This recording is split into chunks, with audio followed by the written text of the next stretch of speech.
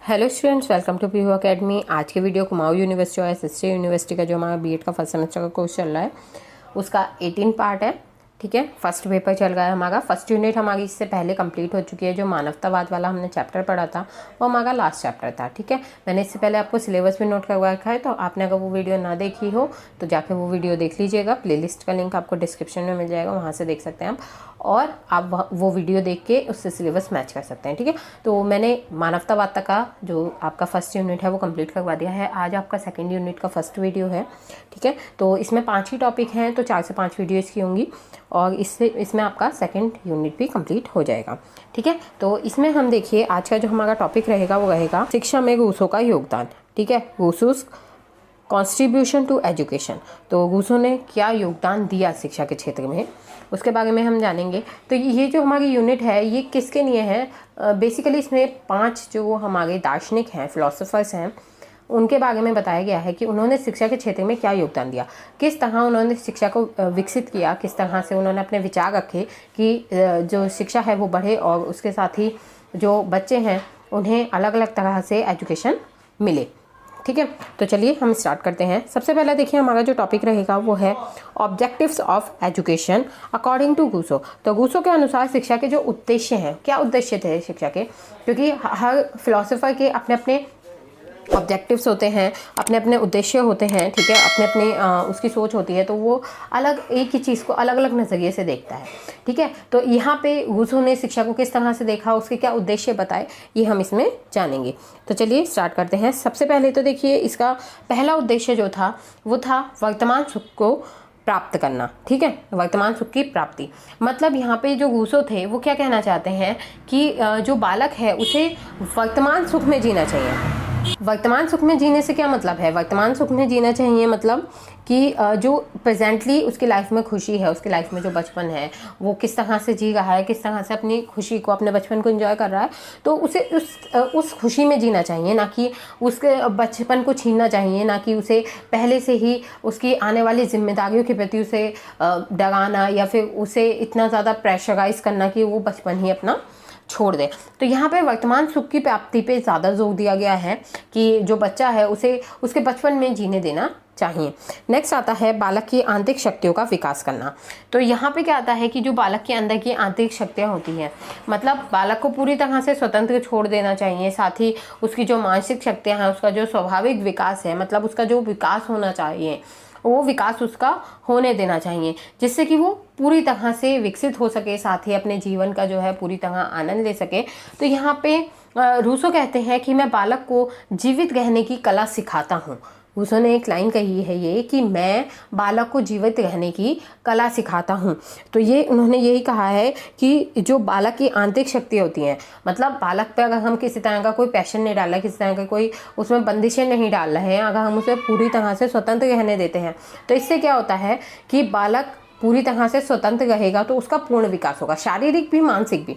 अगर वो पूर्ण रूप से विकसित होगा, ठीक है, तभी क्या होगा, वो अपने जीवन का सुख ले पाएगा, जीवन का आनंद ले पाएगा। अगर वो जीवन का आनंद ले पाएगा तभी क्या होगा, उसकी ज़िंदगी जो है खुशनुमा होगी, मतलब वो जीवन में सुख को प्राप्त करेगा। तो इसीलिए यहाँ पे रूसो ने कहा है कि मैं जो बच्चे हैं उन्हें जीवित रहने की कला सिखाता हूँ। थर्ड पॉइंट आता है मानव गुणों का विकास करना। तो यहाँ पे रूसो कहते हैं कि जो बालक है उसके मानव गुणों का विकास होना चाहिए, जिससे कि वो एक मनुष्य बन सके। क्योंकि जो वास्तविक जीवन होता है, मतलब इस समय जो हमारी लाइफ होती है उसमें किसी ना किसी व्यवसाय को हमें चुनना पड़ता है। ठीक है, और मतलब किसी भी व्यवसाय को जब एक बच्चा चुनेगा, ठीक है, तो उसके पास मानवीय गुणों का होना ज़रूरी है। क्योंकि देखिए किसी भी व्यवसाय को करने में, जब आप किसी भी काम को, जब हम बड़े होते हैं उसके बाद कहीं ना कहीं हम जिम्मेदारियां लेते हैं, उसके बाद हम किसी एक व्यवसाय को चुनते हैं।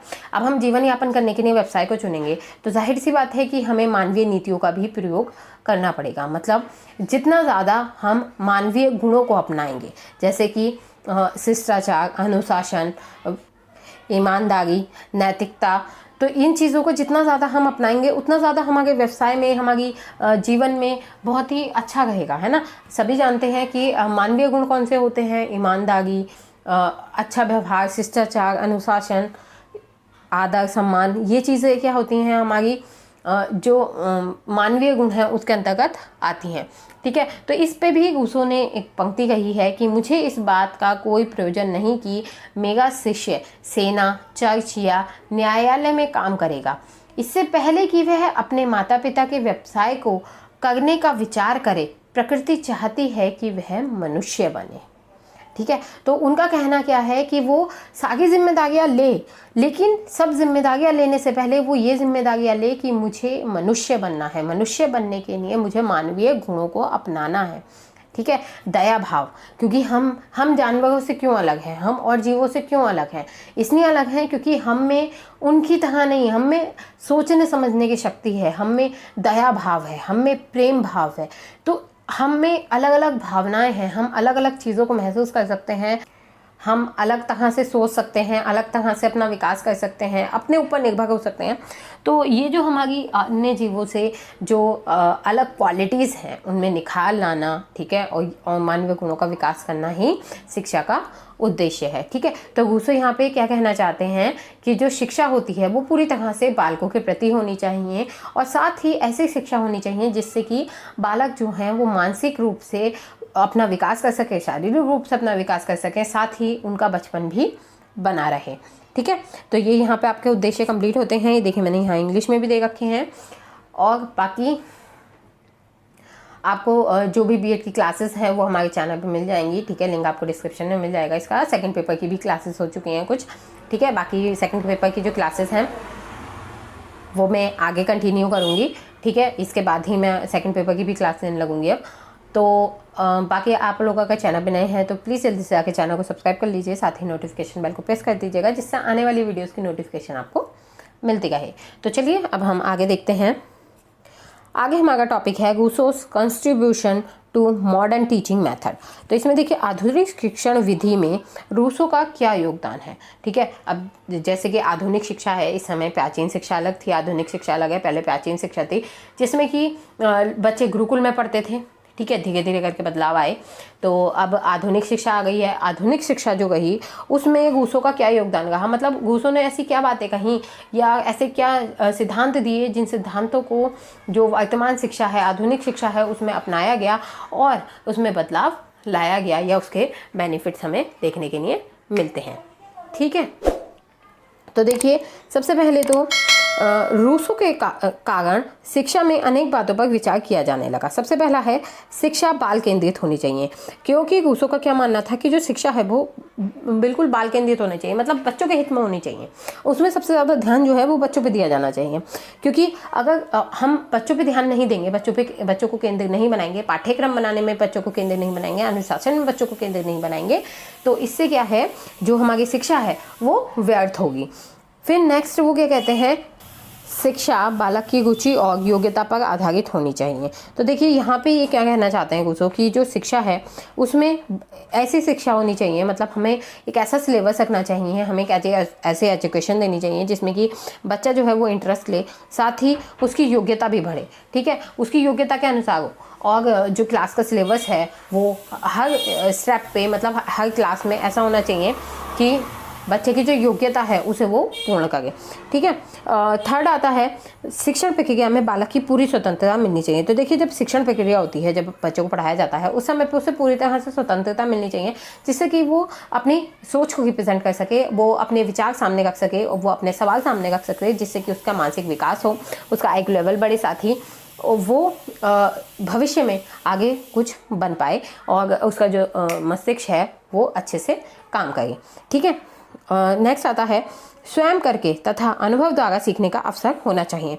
उसके अलावा यहाँ पे कहते हैं कि उसे मोस्टली प्रैक्टिकल्स करवाने चाहिए। प्रैक्टिकल पे जो बच्चे की शिक्षा है वो आधारित होनी चाहिए। प्रैक्टिकल पे क्यों आधारित होनी चाहिए, क्योंकि बच्चा जितना ज़्यादा सीखेगा, जितना ज़्यादा अनुभव करेगा, सिर्फ किताबी ज्ञान से कुछ नहीं होता। उनका कहना है कि अगर वो खुद करके सीखेगा या फिर अपने अनुभव के द्वारा सीखेगा तो उससे उसे जो ज्ञान मिलेगा वो किताबी ज्ञान के बराबर नहीं है। तो यहाँ पे उनका कहना है कि एक बच्चे को उसे स्वयं करके और अनुभव के द्वारा सीखने का अवसर देना चाहिए। फिर आता है पुस्तकीय शिक्षा का विरोध। तो यहाँ पे जैसा कि मैंने आपको बताया कि रूसो का कहना था कि जो बच्चे हैं उन्हें किस तरह से पढ़ाना चाहिए या किस तरह से उन्हें प्रैक्टिकल के द्वारा पढ़ाना चाहिए, उन्हें खुद अनुभव मिलना चाहिए। तो यहाँ पे पुस्तकीय ज्ञान क्या है कि उन्होंने पुस्तकीय ज्ञान का विरोध किया है कि अगर पुस्तक से बच्चा पढ़ेगा तो सिर्फ पुस्तक में ही रह जाएगा। ऐसा नहीं है, पुस्तक से पढ़ने पर अनुभव नहीं आता, अनुभव होने से आता है, करने से आता है, प्रैक्टिकल लाइफ से आता है। ठीक है, सिर्फ हम किताबों से कितना भी पढ़ लें, कितना भी जान लें, कितना भी समझने की कोशिश कर लें, लेकिन ऐसा नहीं है कि हम किताबी ज्ञान हमारे लिए बहुत होगा या हम अपना जीवन यापन किताबी ज्ञान की वजह से करते हैं। हाँ, हम किताबों की वजह से किसी ना किसी तरह से अपना मस्तिष्क को खोल लेते हैं। किताबों की वजह से हमें बहुत सारी नॉलेज मिलती है, बहुत सारा ज्ञान मिलता है, बहुत सारी चीज़ें सीखने को, जानने को मिलती हैं, लेकिन इसका मतलब ये नहीं है कि हम अपने जीवन में हम जो सिर्फ किताबी ज्ञान है उससे ही अपनी लाइफ को जी सकते हैं। ठीक है, तो हमें अपने जीवन में किस तरह से रहना चाहिए, ठीक है, किस तरह से जीना चाहिए, अपने फैसले किस तरह से लेने चाहिए, तो ये चीज़ें जो हैं वो हम कैसे सीखते हैं, अपने अनुभव के द्वारा सीखते हैं। ठीक है, तो यहाँ पे पुस्तकीय शिक्षा जो है उसका खास तौर पे विरोध किया गया है। तो देखिए यहाँ पे मैंने इंग्लिश में भी इसे लिख रखा है, तो आप लोग यहाँ से नोट कर सकते हैं। चलिए अब हम आगे देखते हैं। आगे दिया गया है निषेधात्मक शिक्षा। तो रूसो ने एक निषेधात्मक शिक्षा के बारे में भी बताया है जो कि नेगेटिव एजुकेशन है। ठीक है, इसके बारे में भी बताया गया है। तो निषेधात्मक शिक्षा वह शिक्षा होती है जो बालक में तर्क शक्ति का विकास करती है, ज्ञान को प्रत्यक्ष रूप से बालक तक पहुंचाती है, ये त्रुटियों से बालकों की रक्षा करती है और ऐसे मार्ग की ओर ले जाती है जिससे उचित अवस्था तक पहुंचने पर वह सत्य को प्राप्त कर सके और साथ ही अच्छाई को भी पहचान सके। तो ये देखिए निषेधात्मक शिक्षा क्या होती है, वो बच्चे के तर्क शक्ति का विकास करती है। तर्क शक्ति होती है सोचने की क्षमता, टेस्टिंग IQ लेवल उसका विकास करती है। ठीक है, तर्क शक्ति वैसे रीजनिंग को भी कहते हैं। तो यहाँ पे मतलब आपका दिमाग खुलने की बात की गई है यहाँ पे कि कहीं ना कहीं आपका IQ लेवल को बढ़ाती है और ज्ञान को प्रत्यक्ष रूप से बालक तक पहुँचाती है, मतलब ज्ञान को सामने से बालक तक पहुँचाती है। प्रत्यक्ष रूप वो होता है जो कि हमें दिखाई देता है। ठीक है, तो सामने से बालक तक उस ज्ञान को पहुँचाती है, साथ ही यह त्रुटियों से बालकों की रक्षा करती है और ऐसे मार्ग की ओर ले जाती है जिससे उचित अवस्था तक पहुँचने पर वह सत्य को प्राप्त कर सके। तो यहाँ पे ये जो निषेधात्मक शिक्षा है ये क्या है, बच्चों की मोस्टली ये मिस्टेक्स करने से रोकती है। ठीक है, कि जो बच्चे हैं वो ज्ञान में कहीं भी गलत ना जाएं, साथ ही ऐसी जगह पे ले जाती है जहाँ पे मतलब ऐसी मार्ग की ओर ले जाती है, उसकी बुद्धि को इस तरह से विकसित करती है कि उन्हें उचित अवस्था आने तक मतलब एक उम्र आने तक, जब तक उन्हें जिस बात की नॉलेज होनी चाहिए उस बात की नॉलेज एक बच्चे को हो जाती है। साथ ही अच्छाई को भी वो बच्चा पहचान सकता है। ठीक है, क्या अच्छा है क्या बुरा है, इस बात की जो समझ है बच्चे को एक समय पे खुद ही हो जाती है। और वो चीज़ हमें कहाँ से मिलती है, निषेधात्मक शिक्षा से मिलती है। ये देखिए ये डेफिनेशन, ये जो मैंने इसका मीनिंग लिखा है ये मैंने इंग्लिश में भी लिख दिया है, ये इसकी मीनिंग था। ठीक है, अब इसकी डेफिनेशंस तो नहीं दी गई हैं, बाकी इसकी विशेषताएं हैं। तो देखिए विशेषता क्या है, पहली विशेषता, निषेधात्मक शिक्षा किसी भी प्रकार की आदत डालने का विरोध करती है। तो सबसे पहले तो निषेधात्मक शिक्षा कहती है कि किसी भी प्रकार की आदत हमें नहीं होनी चाहिए, मतलब आप किसी चीज़ पे डिपेंड नहीं होनी चाहिए या किसी चीज़ की आपको ऐसी आदत नहीं होनी चाहिए कि नहीं, अगर हमने इसे यूज़ नहीं किया या हमने ऐसा नहीं किया तो भैया हमारी ज़िंदगी ही नहीं है। ठीक है, जैसे कि आज मोस्टली मैं आपको सबसे पहला एग्जांपल देती हूँ, मोबाइल। मोस्टली लोग मोबाइल के एडिक्ट हो चुके हैं। ठीक है, मोबाइल के एडिक्ट आपको बहुत ज़्यादा मिलेंगे कि भाई अगर आपके पास कितने लोग, मैं ये नहीं कह रही कि लोग काम नहीं करते, लेकिन कितने लोग खेलने की वजह से या और चीज़ों की वजह से इतना ज़्यादा एडिक्ट हो जाते हैं। मोस्टली बच्चे उससे इतना ज़्यादा अट्रैक्ट होते हैं कि वो छोड़ना ही नहीं चाहते फ़ोन को, है ना। अगर उनसे 4 घंटे 5 घंटे के लिए फ़ोन ले लिया जाए तो वो ये सोचेंगे कि हमारी ज़िंदगी ख़त्म है, लाइफ में कुछ है ही नहीं, फ़ोन नहीं है तो ये जो चीज़ें हैं, ये जो आदतें हैं, ठीक है, इन चीज़ों का विरोध करती है निषेधात्मक शिक्षा। नेक्स्ट वो कहती है निषेधात्मक शिक्षा बालक के मस्तिष्क पर डालने वाली किसी भी क्रिया को ना करने पर बल देती है। तो यहाँ पे निषेधात्मक शिक्षा क्या कहती है कि किसी भी तरह से बालक के मस्तिष्क पर जोर नहीं आना चाहिए, किसी भी तरह वो प्रेशराइज नहीं होनी चाहिए, हमें ऐसी कोई भी क्रिया नहीं करनी चाहिए। नेक्स्ट आता है कि जो निषेधात्मक शिक्षा है वो इच्छानुसार खेलकूद, भ्रमण आदि के माध्यम से बालक के शारीरिक अंगों को पुष्ट करने पर बल देती है। तो वो यहाँ पे ये कहती है कि अगर बच्चे खेलेंगे, कूदेंगे, भ्रमण करेंगे, घूमेंगे फिरेंगे, तो इससे क्या है, बालक का जो शारीरिक अंग है उनका पूरी तरह से विकास होगा। तो इस चीज़ पे वो बल देती है। साथ ही निषेधात्मक शिक्षा के अनुसार बालक को किसी भी कार्य को करने के लिए मना नहीं किया जाना चाहिए। तो निषेधात्मक शिक्षा कहती है कि बच्चा कुछ भी करना चाहता है तो उससे क्या होगा, उसे अनुभव मिलेगा, तो उसे करने देना चाहिए, किसी भी चीज़ के लिए उसे रोकना नहीं चाहिए, क्योंकि वो करेगा तभी समझेगा। नेक्स्ट देखिए, हानिप्रद परिणाम देखकर वह स्वयं जान लेगा कि उसे क्या करना है। ठीक है, तो यहाँ पे जैसे कि कहा है कि बच्चे को किसी भी तरह की चीज़ों के लिए रुकना नहीं चाहिए। तो अगर किसी भी चीज़ का नेगेटिव रिजल्ट निकलता है, ठीक है, उसके लिए वो हार्मफुल होता है, तो वो बच्चा कुछ समझ जाएगा कि भाई मुझे ये काम नहीं करना चाहिए। आप समझाते रहेंगे कि भाई तुम्हारे इससे नुकसान होगा तो समझ नहीं आएगा, लेकिन अगर आप उसे काम करने देंगे, आप उसे स्वतंत्रता देंगे, तो वो जो भी करेगा उसका अगर हार्मफुल रिजल्ट आता है तो वो खुद ही करने से रुक जाएगा। नेक्स्ट है, प्राणों के आचरण तथा अनुभवों से दूर हटाकर वाचक को स्वानुभव तथा स्वनिरीक्षण द्वारा सीखने पर बल देते हैं। तो यहाँ पे कहते हैं कि जो प्रौढ़ होते हैं, ठीक है, जो एडल्ट बच्चे होते हैं, तो उन बच्चों को उनके जो आचरण है, उन्हें उनका जो अनुभव है, ठीक है, आपको उन्हें अपना आचरण उन पर थोपना नहीं चाहिए, अपने अनुभव उन्हें बताने नहीं चाहिए। तो उन्हें क्या है, वो अपने आप उनका जो स्वभाव है, उनका जो स्वनिरीक्षण है, उन्हें खुद करने देना चाहिए। उन्हें खुद ही अपनी चीज़ों को करने देना चाहिए, जिससे कि वो खुद करेंगे, खुद सीखेंगे। ठीक है, खुद निरीक्षण करेंगे, खुद परीक्षण करेंगे, खुद जानेंगे, रिजल्ट निकलेगा। तो फिर आता है, धर्म, नैतिकता, आध्यात्मिकता आदि के विचारों से बालक को दूर रखती है, क्योंकि निश्चित उम्र के पश्चात वह उसे स्वयं सीख लेगा। तो जो बचपन होता है, बच्चे को बचपन में धर्म, नैतिकता, आध्यात्मिकता, इन चीज़ों से, इन सोचों से जो निषेधात्मक शिक्षा है वो दूर रखती है, क्योंकि उसे पता है कि एक समय के बाद, एक उम्र के पश्चात जो बच्चा है वो धर्म, नैतिकता, आध्यात्मिकता ये सब चीज़ें खुद ही सीख जाएगा। तो वो इन चीज़ों से बच्चे को दूर रखती है। फिर नेक्स्ट आता है, पुस्तकीय ज्ञान का विरोध करती है और इस शिक्षा के अनुसार बाल्यकाल में पढ़ना पाप है। यहाँ पे जो निषेधात्मक शिक्षा है उसका कहना क्या है कि पुस्तकीय ज्ञान जो है वो बेकार है, उसका विरोध करती है कि वो व्यर्थ होता है, उससे कुछ नहीं मिलता। साथ ही इस शिक्षा के अनुसार क्या होता है कि जो बचपन है उसमें पढ़ना पाप है। उसमें क्या है, बच्चे को खुद करने देना चाहिए, एक्सपीरियंस लेने देना चाहिए। एक्सपीरियंस लेगा, इससे उसे खुद काफ़ी कुछ आ जाएगा। ठीक है, तो इसके साथ यहाँ पे आपकी जो फीचर्स थे, जो विशेषताएँ थी, वो कंप्लीट होती हैं। ये इंग्लिश में है, आप यहाँ से देख सकते हैं। फिर नेक्स्ट देखते हैं। नेक्स्ट आता है, रूसोज व्यू ऑन वुमेन्स एजुकेशन, स्त्री शिक्षा पर रूसो के विचार। ठीक है, तो देखिए स्त्री शिक्षा के लिए वो क्या कहते हैं। एमिल के 5वें खंड में रूसो एक आदर्श कन्या सोफी की शिक्षा का वर्णन करते हैं। एमिल क्या है, एमिल इनकी एक रचना है। ठीक है, इनके द्वारा लिखी गई एक रचना है रूसो के द्वारा। तो यहाँ पे इसके बारे में बताया गया है। तो दुर्भाग्य से रूसो नारी को भली भांति नहीं समझ सका और रूसो के अनुसार नारी में अपना कोई स्वतंत्र व्यक्तित्व नहीं होता है। तो रूसो का जो स्त्री को लेके, स्त्री शिक्षा को लेके या स्त्री को लेके जो विचार थे वो काफ़ी नेगेटिव थे, अच्छे नहीं थे। ठीक है, और स्त्रियों की तरफ वो काफ़ी कठोर थे। तो देखिए यहाँ पे हम पूरा पढ़ेंगे तो समझेंगे कि किस तरह से वो कठोर थे। तो रूसो के अनुसार नारी का अपना कोई स्वतंत्र व्यक्तित्व नहीं होता। उनका मानना स्वतंत्र व्यक्तित्व ना होने का मतलब क्या है कि नारी जो है वो पूरी तरह से पुरुष पर डिपेंड होती है। यहाँ पे रूसो का कहना यही है। ठीक है, कि नारी अपने कोई जीवन नहीं होता, अपना स्वतंत्र कोई व्यक्तित्व नहीं होता, वो पूरी तरह से एक पुरुष पे डिपेंड होती है। उसे केवल पुरुषों के अधीन ही समझना चाहिए। उसका कहना है कि जो नारी का जीवन होता है कहीं ना कहीं पूरी तरह से पुरुषों पर डिपेंड होता है। रूसो का कहना है कि संपूर्ण स्त्री शिक्षा पुरुषों से ही संबंधित होनी चाहिए, जिससे पुरुष स्त्री से प्रसन्न हो सके, उसे लाभान्वित हो सके और स्त्रियां पुरुषों से प्रेम और आदर की पात्र बन सकें। जब वे छोटे हों तो उन्हें स्त्रियां शिक्षित कर सकें।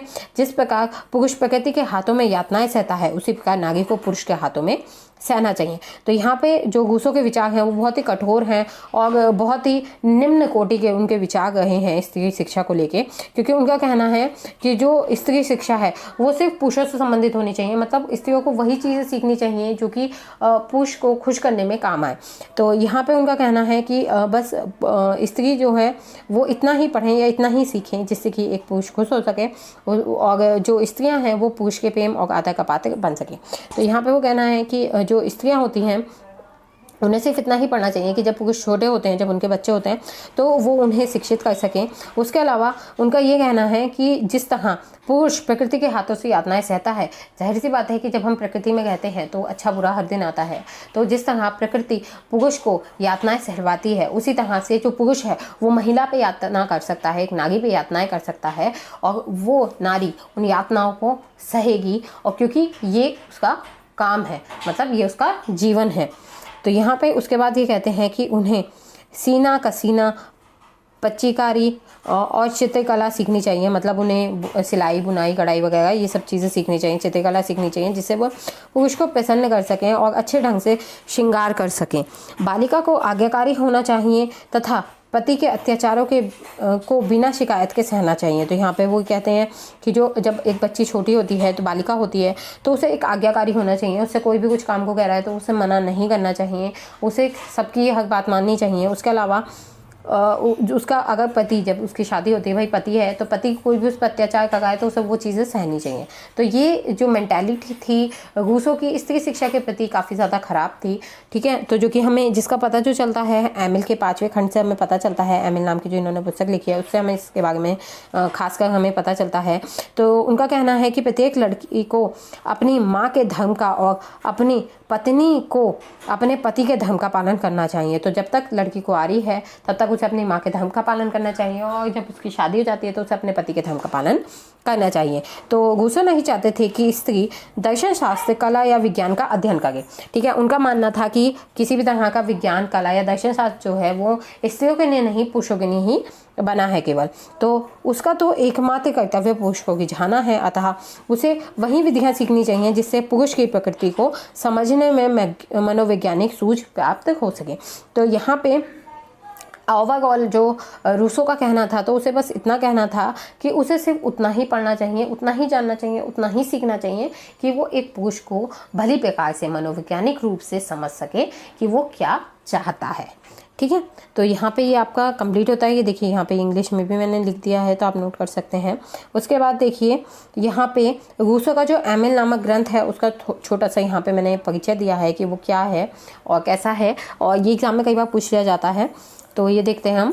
देखिए रूसो के इस ग्रंथ को शिक्षा संबंधी शोध ग्रंथ की संज्ञा दी गई है क्योंकि इसमें शैक्षिक विचार की प्रधानता है। रूसो ने इसे 5 पुस्तकों में विभाजित किया है, ठीक है। रूसो ने इस ग्रंथ में यह स्पष्ट करने का प्रयास किया है कि शिक्षा के द्वारा किस प्रकार से समाज की बुराइयों को समाप्त किया जा सकता है। इस ग्रंथ में उसने अपने समय की औपचारिक, कृत्रिम एवं परंपरागत शिक्षा की कटु आलोचना करते हुए शिक्षा में सुधार करने के लिए प्राकृतिक सिद्धांतों तथा धारणाओं का प्रतिपादन किया है। ग्रंथ में यह भी बताया गया है कि बालक की शिक्षा हेतु उसके निषेधात्मक एवं प्राकृतिक नियमों को किस प्रकार व्यवहार में लाया जा सकता है।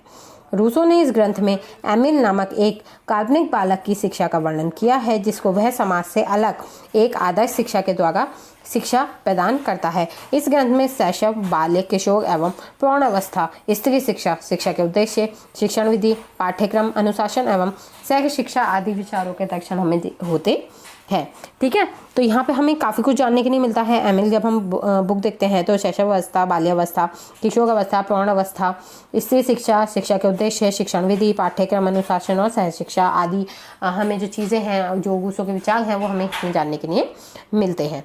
तो यहाँ पे ये आपका कंप्लीट होता है। उसके बाद देखिए आपका जो नेक्स्ट टॉपिक रहेगा वो डेविस कॉन्ट्रीब्यूशन टू एजुकेशन। तो जॉन डेवी जो हैं उनका आधुनिक शिक्षण विधि में क्या योगदान रहा और उन्होंने आधुनिक शिक्षा को किस प्रकार प्रभावित किया, तो ये इसमें आएगा। तो कल मिलते हैं और कल हम नए टॉपिक पे बात करेंगे। तो आई होप वीडियो आपको अच्छी लगी होगी, तो वीडियो को लाइक करें, शेयर करें और साथ ही चैनल को सब्सक्राइब करना ना भूलें, ठीक है।